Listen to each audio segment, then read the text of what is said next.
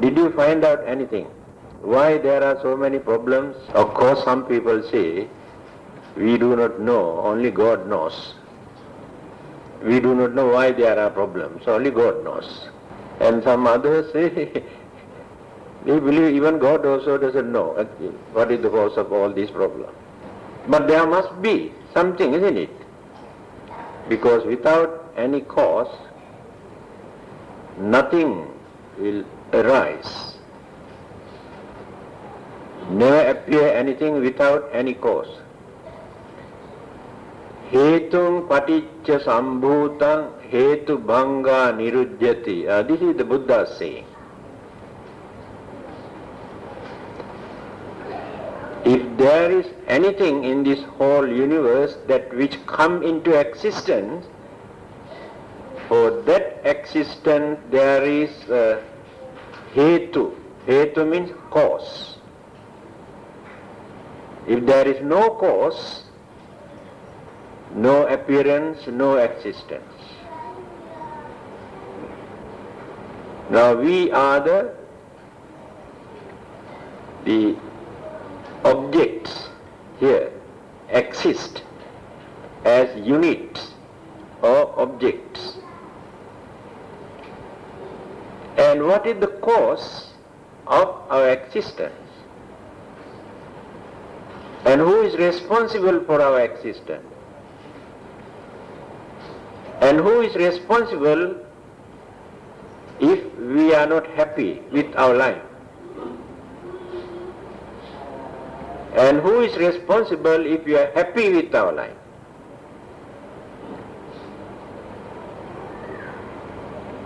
So people have different ideas.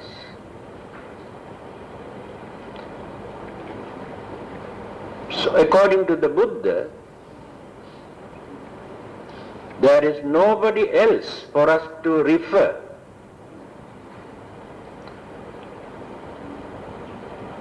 To point out that so and so is responsible for our problems. When we analyze unbiasedly,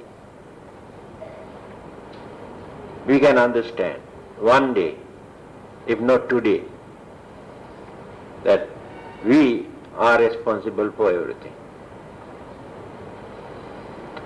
It depends how we take things into our mind. Certain things that we take as problems, to some others, there are no problems, because they don't take them as problems.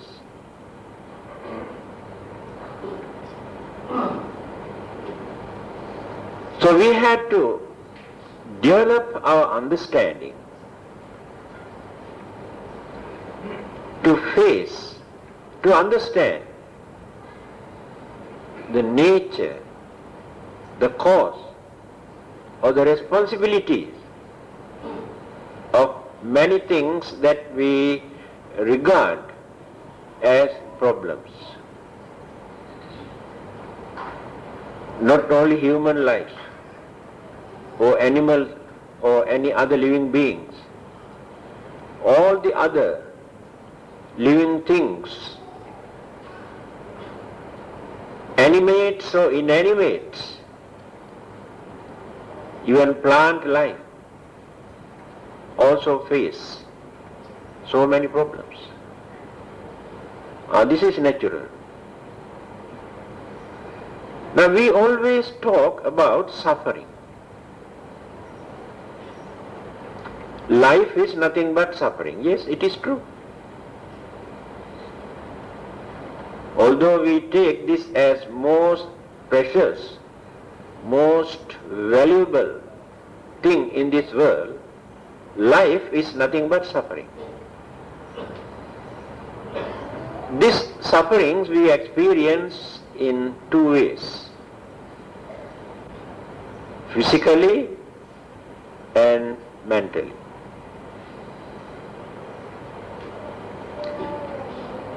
Our physical body become a real burden to our mind.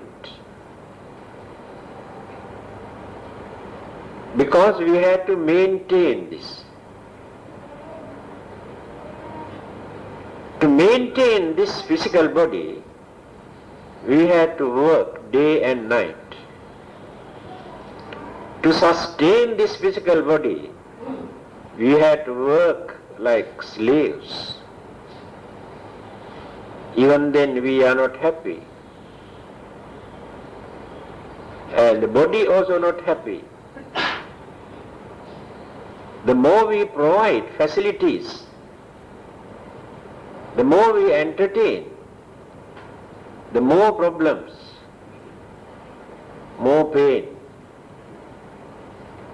That is why you say life is nothing but suffering. Since we have very strong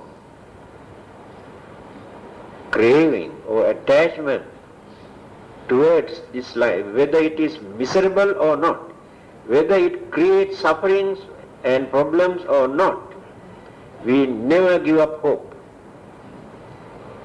Such a strong craving we have. And that craving is the cause. Nobody else is responsible.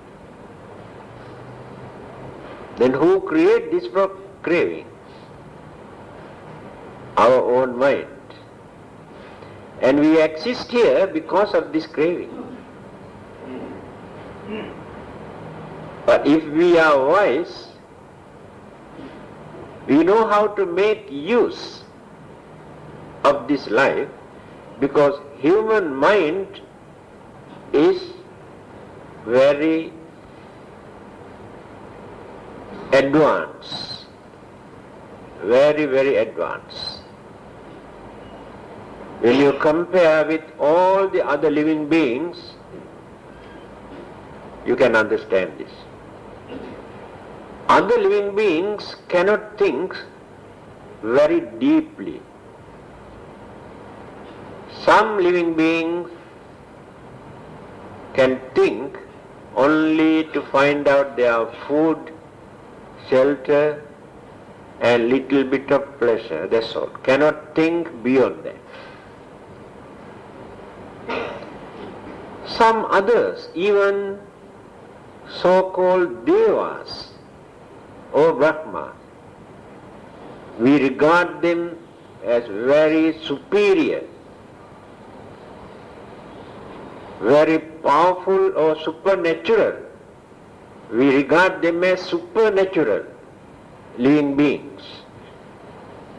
That is why we go and worship, pray, and express our problems also. But they have their own problems. You do not know what sort of problems they are facing. Sometimes they have no listen to your problems. Therefore your imagination or your concept about God and Devas and Brahmas is not accurate. You think they are always waiting to listen to your grievances and problems or listen to your prayers. Just like a broadcasting station, attuned always to listen to your prayers. You think they have no other work. They also must have time to take food, their own food, to relax, to play. They also play, and to enjoy their sex life, and so many other entertainment, drinking and dancing, better than your way of dancing and drinking. But here you go on praying and asking. We have no time to listen to your prayer. That is why the Buddha says, don't depend on Devas or God too much. You must know how to look after yourself. Do you know that well-known saying, look very simple yet meaningful. Very simple saying. Believe in God. Very good. No one can say it is bad. You can pray and worship God. No harm, very good.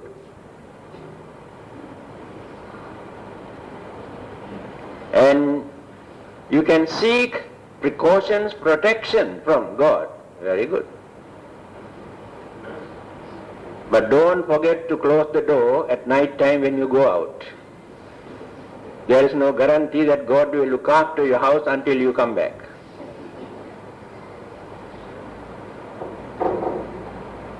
That means you should not depend on God for everything. There are many things you have to look after, attend to yourself, your thing.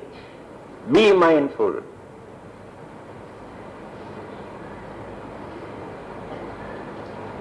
The Buddha has given another parable for that. A man who wants to cross a river, if there is no boat to cross the river, without using any other kind of efforts or method, he will kneel down here in this bank and pray, asking the other bank of the river to come here to cross the river. The Buddha says it doesn't work. If you really want to cross this river, if the boat is not available, you can collect few pieces of wood and can make a raft. By using this, you can cross this river. You can pray whole day and night while kneel down. But the other bank of the river never come to you. So there are so many discourses. The Buddha has given such parables for us not to surrender ourselves to so many external, so-called supernatural powers and authorities. Then what will happen? We lose our intelligence. We don't want to use our effort. And we don't want to think how to do that. Day and night going on praying and praying and praying and asking from somebody else. But you never think. That is the weakness. So the Buddha never encouraged this. To many people, religion is nothing but praying, praying, praying. Do you pray? Yes, then you are religious. If you don't pray, you are not religious to many people. But do you get all the answers simply by praying without working, without using your effort? As Buddhists, we believe that karma, our own karma, is responsible for everything. And this belief also rejected by the Buddha. We should not think all these happenings, incident, good and bad, pleasant and unpleasant, fortunate and unfortunate, all those things that we are experiencing or facing in this world are due to our previous karmas. Don't think in that way. If you think in that way, there is nothing for you to do. You have to depend on your own karma. You have to surrender everything to your own karma. Just like many people surrender to God without working. So there is no difference between Buddhists and others, if you think in that way. There are many things, good and bad things, definitely take place or happen due to certain karmas. It is true. But on the other hand, many things are happening to us that which have nothing to do with our previous good karma or bad karma. no connection. Our present way of life, the way how we used this life, how we behave, what we have done, how we have treated others, what sort of work we have done, and what sort of food we have taken, then our daily routine, what time we go to bed, what time we get up, and where you live, in which country, which part of the world.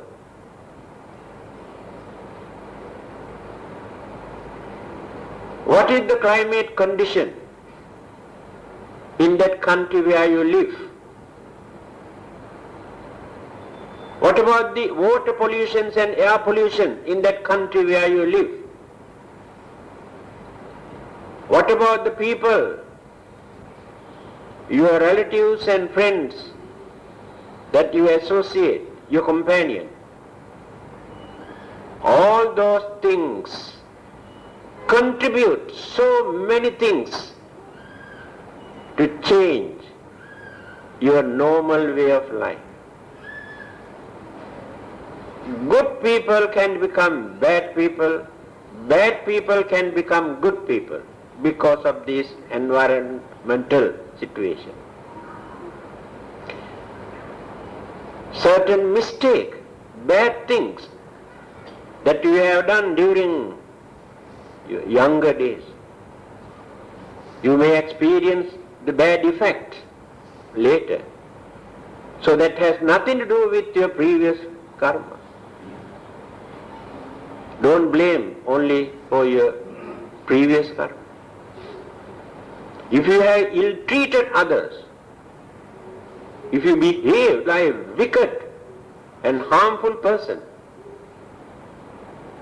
definitely others also create some trouble whenever they get the chance. It is not due to your previous karma, the karma that you have committed within this life. Certain sicknesses that you experience are not due to your previous karma.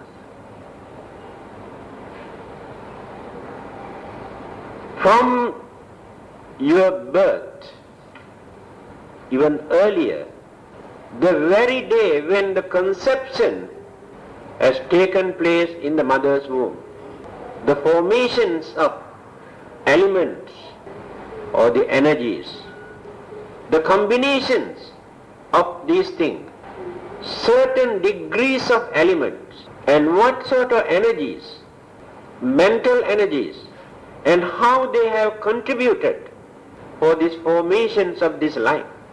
That is how you can see, after giving birth, so many mentally retarded and deaf and blind and crippled and distorted figures, the human figure, come into this world. We may think it is due to their previous bad karma, quite possible, but not only previous bad karma. Certain things are coincident. Accidentally, many things happen in our life which have nothing to do with karma. Again, certain things we do foolishly, without thinking properly, without proper understanding. Then we make mistake. Because of this mistake we have to suffer. It is not due to our previous karma. Again we develop very bad mental attitude. Our cruelty, our hatred, our enmity or jealousy, all these things are boiling in our mind. But you never think. These evil forces slowly going on damaging our brain cells, our glands and organs and heart and blood circulations. So many changes take place in our physical body because of those evil mental forces. It is not due to your previous karma. So when you study the way how Buddha has introduced this karmic theory or belief, he did not advise us to surrender ourselves to our own karma. Again he says, assume today you are suffering due to certain bad karma that you have done either early part of your life or during your previous birth. But you should not think that you have no choice. You must face it without using your effort. The Buddha says you are wrong.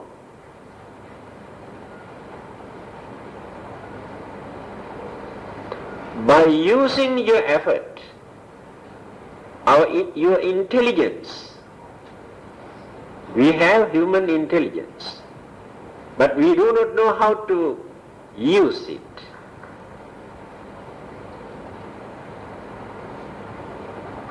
When you study, actually what we do, we develop that intrinsic natural intelligence which are hidden in our mind. So we cultivate our mind, it is called education. If such intellects or intrinsics are not advanced in our mind, so whatever we learn never develop the mind. That is why many people remain forever as stupid whatever they learn. Because they cannot do that. They haven't got enough ingredients in their mind to cultivate the mind. But some people, without studying, without learning from others, naturally develop this intelligence and understanding. Now let us take some great thinkers and philosophers. What they have said, how far they can think, how far they can understand things. Some of them have not studied anything under any teacher or in any school. By nature, from their childhood, they were intelligent. And we too have this intelligence, but we abuse it because we have become slaves to our senses. Whole day and night we are going on thinking how to enjoy, but not how to develop the mind. And this is our weakness.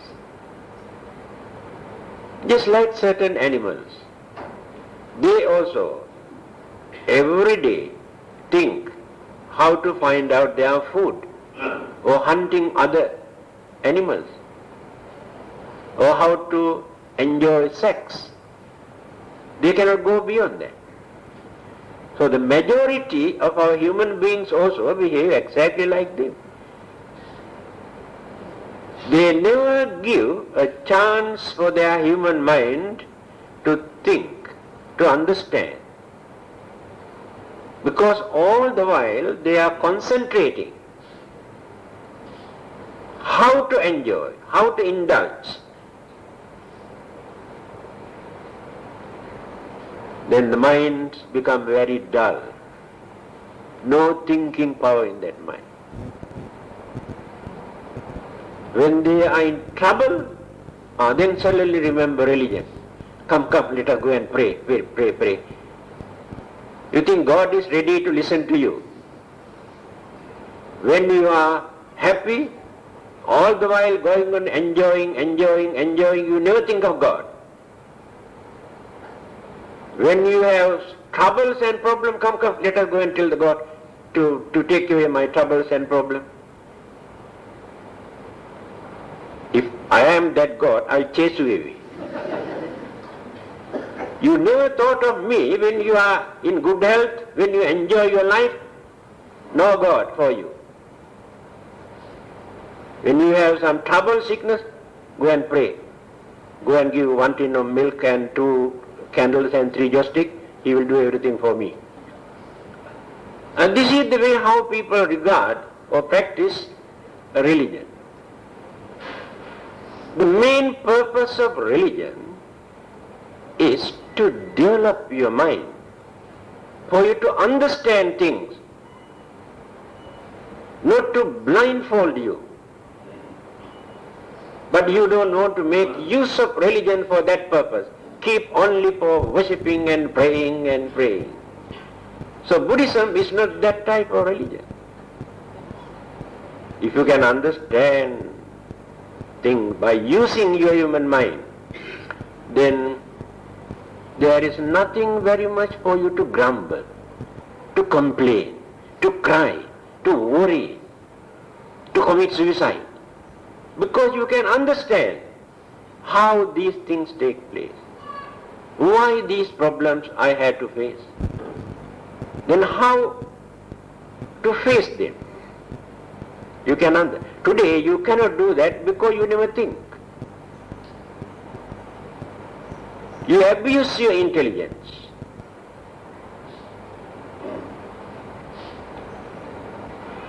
Almost every day people come and complain about their problem. As soon as they enter into this place, brother, I have some problems. Problem, nothing but problem. So far I have never heard any members or any devotee who enter into this temple to tell, Reverend, I am very happy today, I got very good thing. Nobody. At that time they forget the temple and Reverend also. When they are in trouble, they say, Levelan, Levelan, I am in trouble. This is the way how they take religion. Nothing but trouble. But sometimes we cannot understand what to tell them. This is the most difficult thing, to think.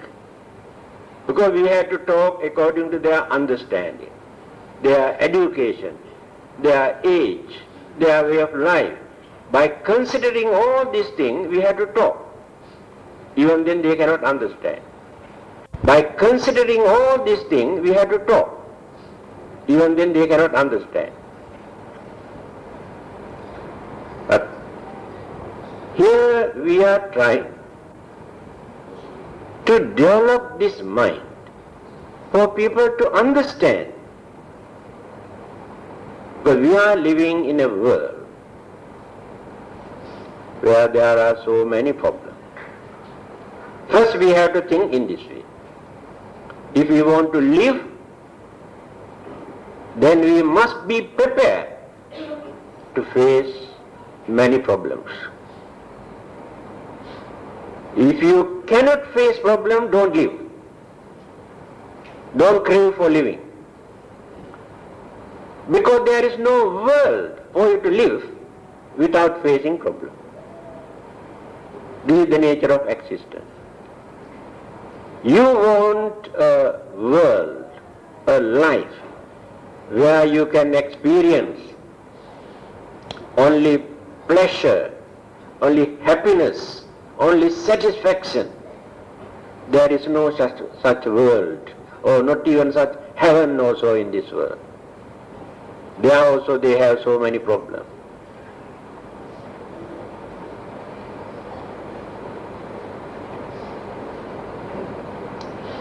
When the Buddha says, our existence create more suffering, people cannot understand. People could not understand. Then they argue. Why the Buddha says actually, existence creates suffering. The Buddha realized this even before he gained his enlightenment. As a young prince, very, very young at that time, so one day when he was sitting in his garden, he saw suddenly a snake came and caught one frog or small lizard. Then this frog started to struggle to escape, and the snake is struggling to swallow. He was watching. When this battle was going on between the snake and the frog, the big birds came down and taken away both, the snake and the frog. The frog is in the mouth, and the snake and the frog both were eaten by, swallowed by the bird. This has become the turning point for this young prince to think the nature of existence. This is the way how living beings exist. Go and observe in the whole jungle all those living beings, how they exist. One fellow catch the other one, that one catch another one, that one catch another one. Swallow, swallow, swallow, swallow for their survival. That is called living. Let us go and observe what is happening in the water, in the sea. Big fish catch another one, that one catch another one, that one catch another one. Come up to the tiniest one after the other. This is called existence. Then where is happiness? So every living creature try to escape, run away for their survival. But the others try to catch them and swallow for their survival. And human beings also behave like this. But the developed human mind, when human beings become civilized or cultured living beings, by giving up hunting animals for their survival, when started to cultivate paddy and vegetables and so many things, they have given up that hunting attitude for their survival. That is why we are called cultured and civilized. But still, that instincts remain. Although we have more than enough vegetables and fruits and rice and everything, we cannot satisfy without meat, without fish. That means that animal instincts still remain in us. That is why when we want to celebrate even religious festivals also, we must slaughter, because we go back to primitive period to enjoy our life. Without slaughtering we cannot enjoy. That means still we have this instinct. But very, very few people, by considering very deeply, try to avoid, try to keep away, try to get rid of that instincts from them, and then cultivate their way of life. They cross the border.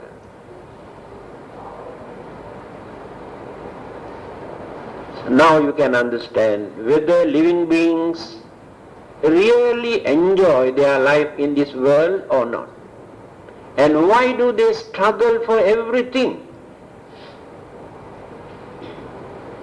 On the other hand, how many disturbances, obstructions are there?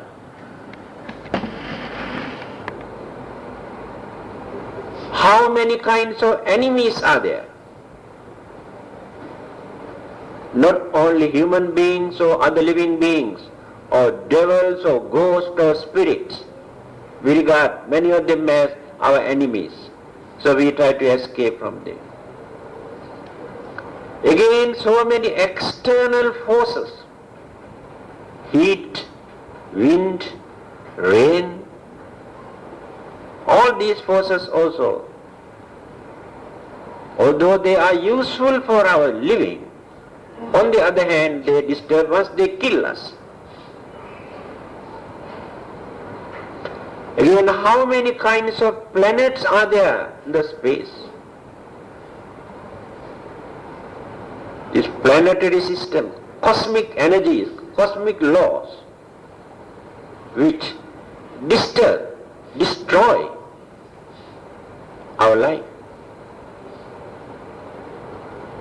So in spite of all these disturbances, troubles and problems and obstructions, still we are trying to enjoy our life. You enjoy 1 or 2 minutes or few seconds.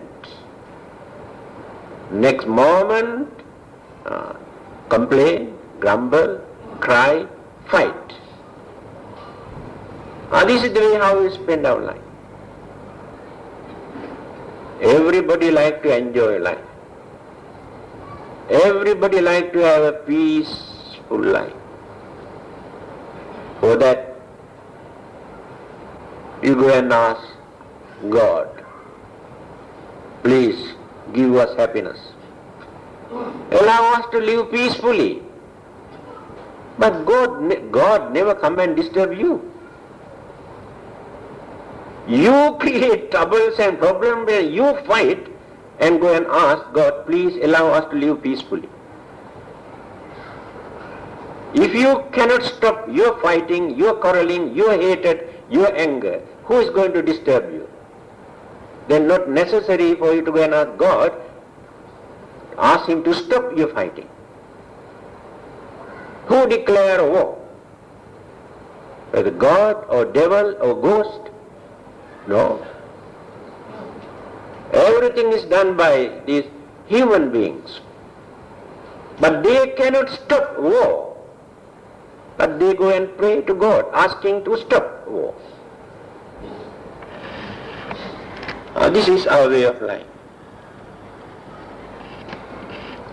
Anyway, this is not a very good message for your forthcoming New Year. However, truth is truth, whether during the New Year or at any time. Truth is truth. We can hide the truth just because New Year is coming. So our duty is to give some sort of hopes and confidence and blessing for you to have a very peaceful, happy and healthy and prosperous life. This gives some sort of happiness in your mind. That is also important psychologically. And when you develop your devotions through your religion, then you experience some sort of peace. Especially you develop your confidence and hopes through your religion. Otherwise, all of us are hopeless cases. When you consider the nature of the world and the life, all are hopeless cases. So religion, because all the others, religion means God. Depend on God to get some sort of consolation, satisfaction, confidence. So we use the word religion.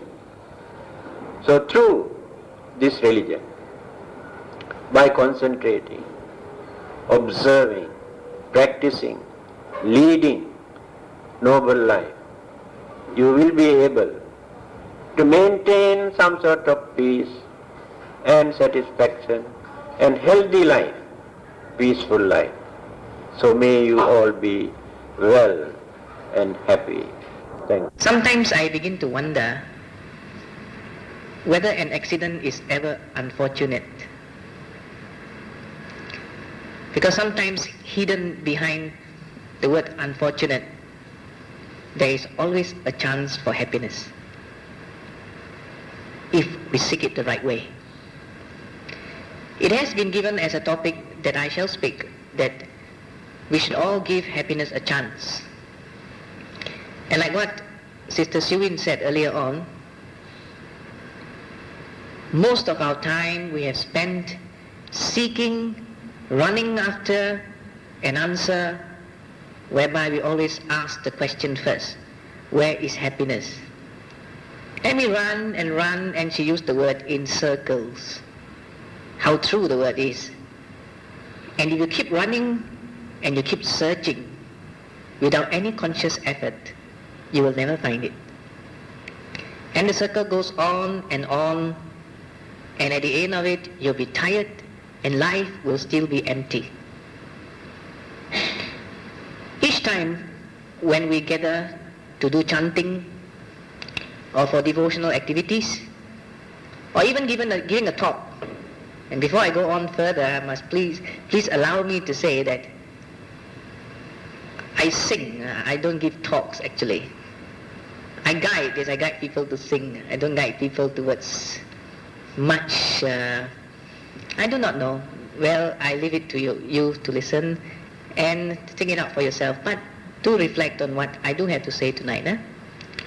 Perhaps I would like to share a story. It's also about the search for happiness.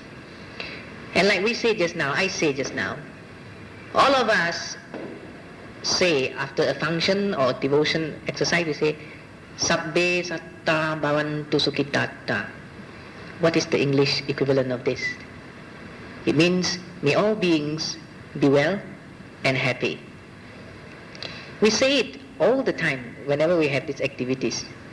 But have we ever given a chance for these beings to be well, for these beings to be happy?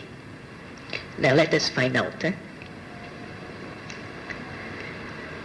I like to give a story, like I say.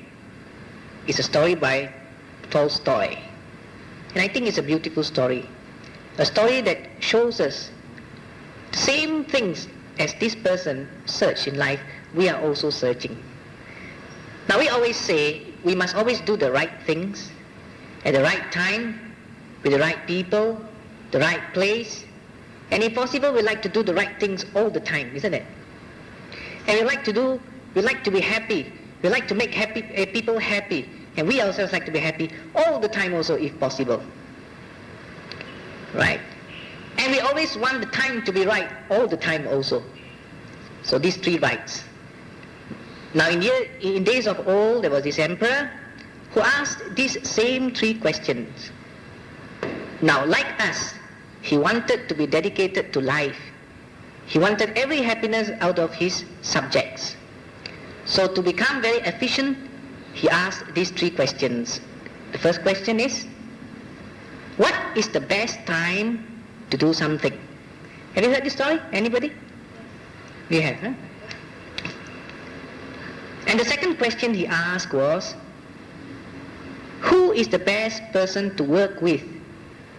We all ask that question, don't we? We are very choosy, Oh, I don't like Kui Fong. I wouldn't do anything good today. So what was the first question again? What is the best time to do something? Of course, keeping in mind he wanted to make people happy. His second question was, who are the best people to work with? And his third question was, what is the best thing to do all the time? Very ambitious. Well, it is not within our powers to do what this emperor can do. So what he did was, he announced all over the land, he says, whoever can give me answers to these three questions, same questions which we have been looking for, the emperor said, I will reward him with a lot of treasure. And the word went round. Can you imagine how much people try to think for an answer? Of course, everybody wants to get rich, isn't it? Huh? To strike 4 digits, you have to guess 4 numbers right. This one 3 only, 3 questions. Easier. So answers came pouring in, like how our human minds are. Very good in giving answers. But more often than not, giving answers that leads to more questions, of course. But never mind, let's put that aside. Then came this wise person, he says, what is the best time to do something?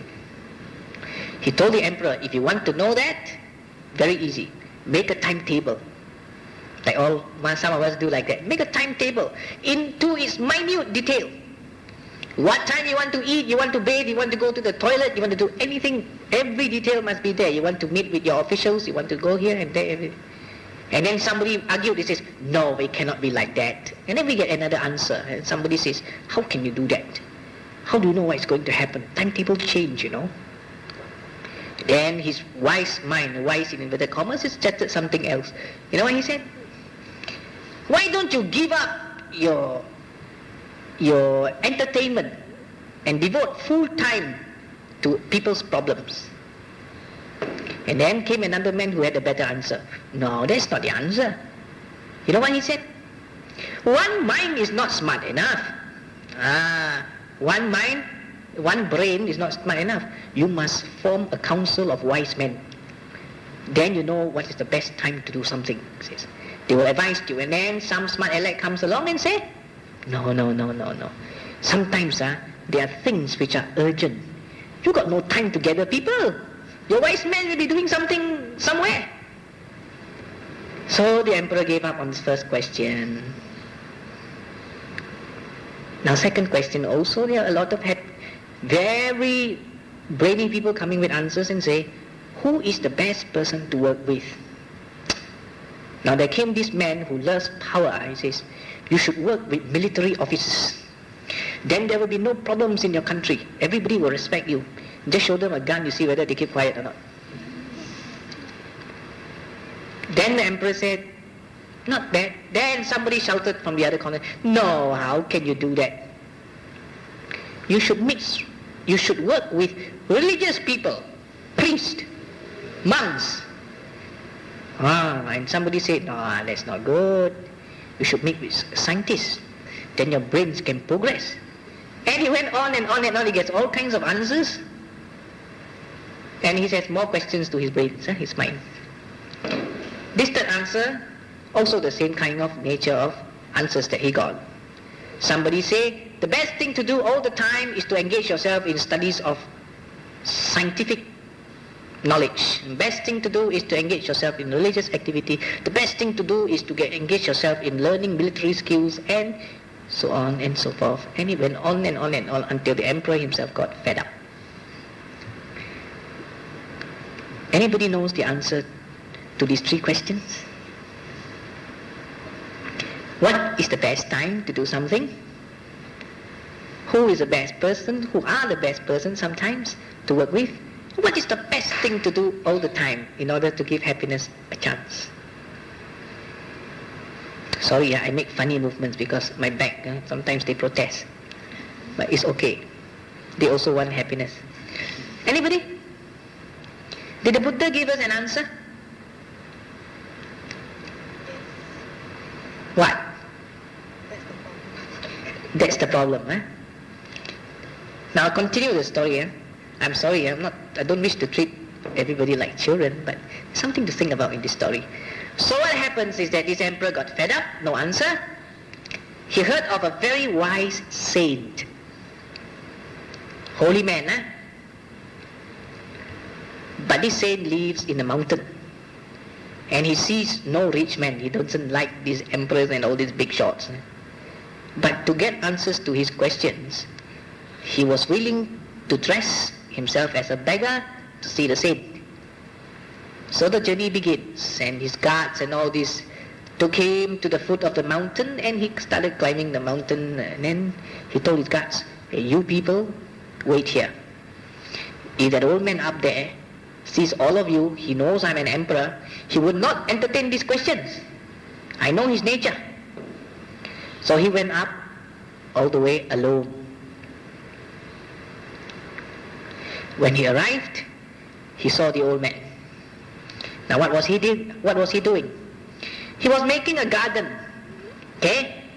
So he was digging and digging and digging the garden. Emperor came and paid his respects. He says, "I must make friend with him first." He says, "Oh, old hermit, can I spend my night here with you?" The hermit looked at him and laughed and smiled. Not laugh, laugh got sound, gentle sound. No answer. He said, "Never mind, why don't I go straight to the questions?" Huh? So he went to the hermit. He says, "I came to ask you 3 questions. And the same 3 questions were forwarded. What's the best time to do something? What are the best people to work with? And what is the best thing to do all the time?" The hermit just smiled at him and started digging again. No answer. So he started digging and he dug his garden, and the emperor looked at him and he thought, the poor man must be very tired. Huh? The poor man must be tired. Then he went to this old man. He says, "Let me help you." He said, "Let me help you." So emperor took over and he started digging there. And after 3 hours, there the old man was looking at him digging. 3 hours of digging a garden is no joke. And soon it became dark. Night came, and he went to the old man and said, "I still want to ask you the 3 questions." Says. Then the old man said, "Oh, you must be tired. Let me take over." That is all his answer was. "You must be tired digging, let me take over." And then the emperor said, "Maybe this old man doesn't know anything. Look here, old man," he said, "if you know the answer, you tell me now. At least I can still go back. If you do not know the answer, then just tell me. You know, okay, tell me. Don't know also, you tell me. I can go home." So you know what happened? Suddenly, they heard a sound. "Can you hear something from behind the bush?" "Oh yeah," says somebody screaming. Then suddenly came a wounded man, badly wounded, bleeding, dying. Then the emperor said, "Oh, he's wounded, we must save him." "You're right," the old man said. "What can we do? We have to stop the bleeding first," the emperor said. So he tore his clothes and he stopped the bleeding, and he went down to the stream quite some distance away, took some water and washed and nursed that man. And that man, just because of exhaustion, he collapsed. And the emperor, which emperor digged a garden, isn't it? So he was tired and he fell asleep. And the next day he got up. The sick man that he was nursing yesterday was conscious already. And when he saw the emperor, "Please forgive me," he said. The wounded man said, "Please forgive me." The emperor got a shock. "Why are you asking for forgiveness?" "Actually, don't you know me?" He said. "No." "I was here to kill you. Do you know that?" He asked the emperor. "How come?" He said. "Your blood brother, yours and the army killed my brother in the previous war. They took away all my property. And I came, and from that day onwards, I vowed to seek revenge. I came, but I was waiting to ambush you. Unfortunately, after waiting for 3 hours, you didn't come down." So what happened was that your soldier found me first before I found you. Please forgive me. Despite my bad intentions, you saved my life. I shall give my life to you. I shall be your slave, and let all my children for 7 generations serve under your rule, he said. And the emperor was so touched, he said, how come a man who was supposed to kill me now is asking for forgiveness and going to serve me? Wow. And he looked at the man, he says, I forgive you. I shall return your property, and I shall give you freedom. You don't even have to serve me. Then finally, the emperor decided to go home. Old man, he said, I'm going home. Since you do not know the answer, why should I waste my time here? Old man looked at him, but I have already given you the answers. He said, where? I don't know the answers. So now do you know the answer?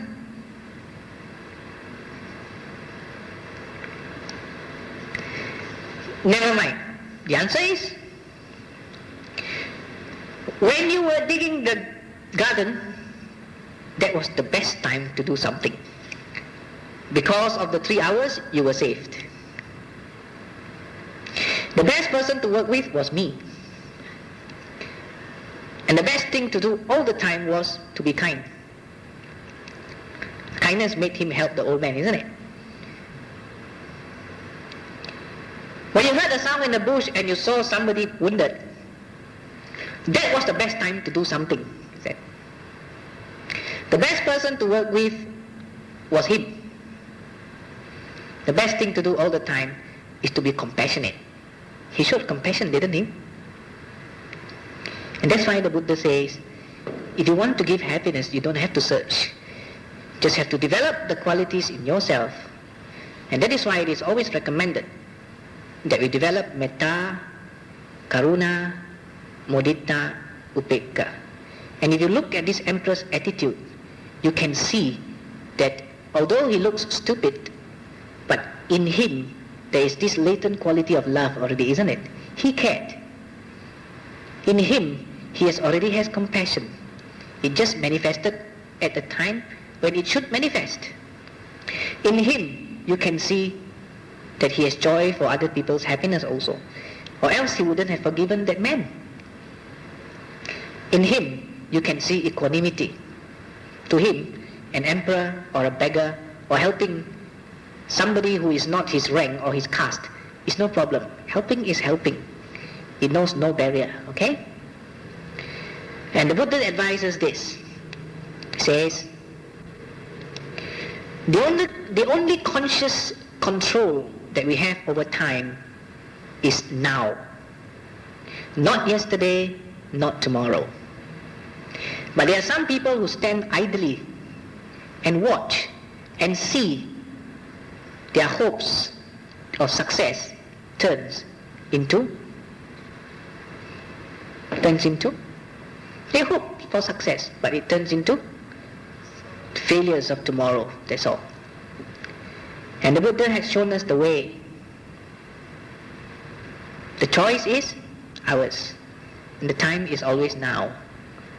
And every moment, I would say, is an opportunity for us to live, to evolve higher, to be able to share